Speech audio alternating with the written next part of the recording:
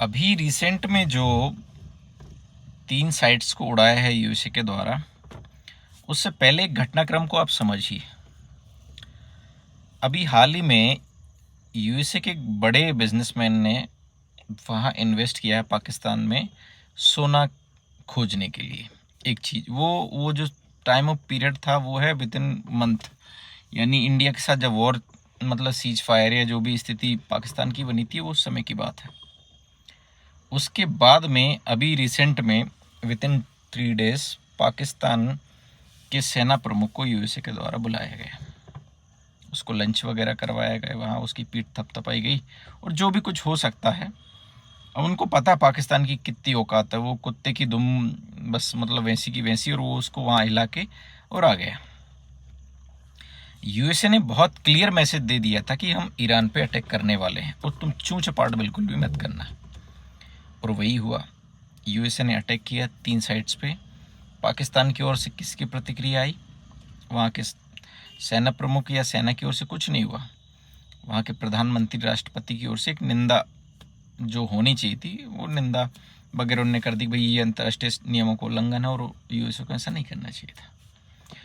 मुनीर को बहुत clear cut USA के द्वारा बोल दिया गया था कि तुम इनको किसी प्रकार का जो साजो सामान है युद्ध का वो प्रोवाइड नहीं करवाओगे। अब ये चीज़ें जैसी अंतर्राष्ट्रीय स्तर पे होती है वैसे ही आप इनको मतलब लोकल स्तर पर भी देख सकते हैं कि लोग कितने दगाबाज हैं। यूएसए ने अटैक किया ईरान के 3 साइट्स पर।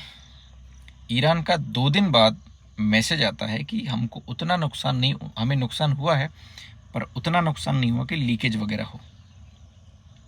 और उससे 1 दिन पहले और उसी दिन की तस्वीरें कि बड़ी मात्रा में जो ट्रक्स हैं, गाड़ियाँ हैं, जो लोडेड वाहन है, उन साइड से मटेरियल जो यूरेनियम होता है उसको वहाँ से हटा रहे हैं।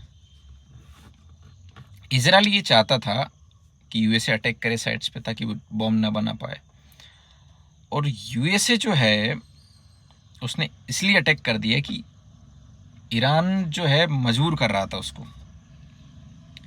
यूएसए किसी भी हालत में अटैक नहीं करता, वो सिर्फ देखने दिखाने का एक ढोंग है। आप आगे चल के अच्छे से देख पाएंगे, ये समझ पाएंगे कि यूएसए ने जहाँ अटैक किया वहाँ कोई भी न्यूक्लियर का सामान नहीं था, वहाँ से सारी चीज़ें हटा ली गई थी। उनको पता था कि यूएसए यहाँ अटैक करने वाला है और वही हुआ। ना तो वहाँ कोई लीकेज हुआ ना कुछ हुआ, वहाँ पर बॉम्ब फोड़ के वो आगे और वाहवाही ले ली उसने।